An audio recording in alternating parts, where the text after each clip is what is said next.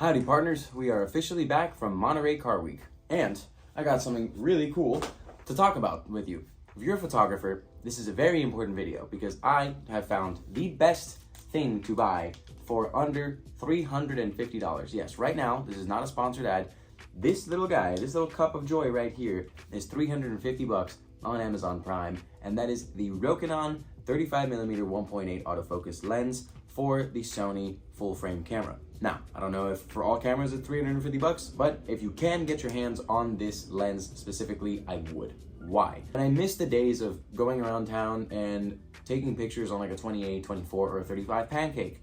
Nobody really makes a pancake lens anymore, especially for the Sony Full Frames. They're always big, the Sigmas are really big, G Masters are also really chunky and heavy, and this is the best sweet spot that I could find where it's wide enough where I'm not going to miss out on anything, and it's also tight enough where I can get some good portraits, good details, sharp shots, and no distortions. So for the Pebble Beach Concours d'Elegance, I actually challenged myself to go ahead and shoot all of my digitals on this lens and none other. So I'm gonna go ahead and show you some shots right now of that event. Let me tell you, this lens and camera combo is lethal. I love it. I added a CPL to it because that's extremely important when shooting cars and metal and glass and all of that. You don't want any weird glares.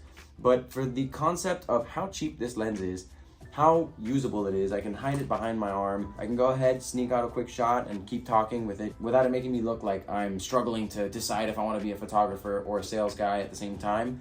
And it's a really, really nimble lens. Is it the fastest autofocus? No.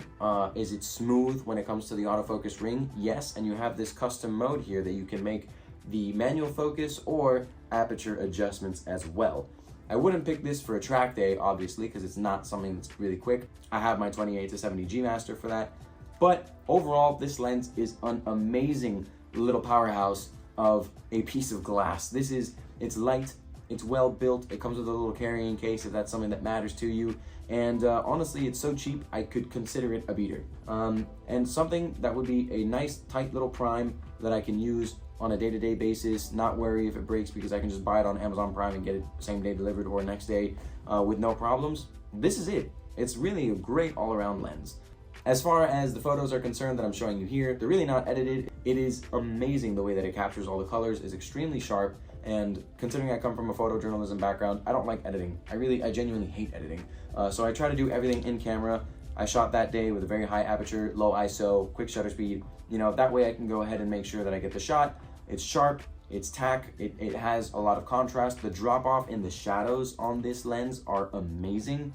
And honestly, I really think it's the best 350 bucks you'll ever spend as a photographer who shoots on Sony or any other platform if it's in that same pricing bracket for you as well. The Rokinon 35 1.8 is definitely a surprise of the trip. I got tons of cool content coming as a little recap vlog that I'll post on the TikTok and YouTube shorts as well. And yeah, thanks for all the support as usual. Probably make some prints from the shoots that you saw, and I will see you next time. Cheers.